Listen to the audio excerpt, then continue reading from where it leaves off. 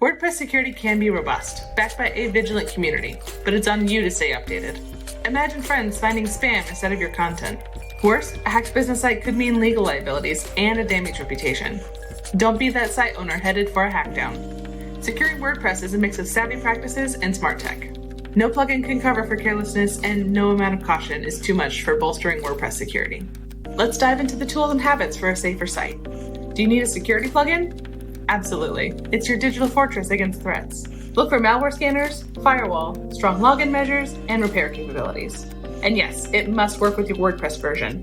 Number 1, Sucuri Security. Monitors activity, file changes, and offers a premium firewall. Number 2, Wordfence. Popular with over 2 million installs, it provides real-time monitoring and login security. Number 3, iThemes Security. A comprehensive plugin that guides you through a security checklist.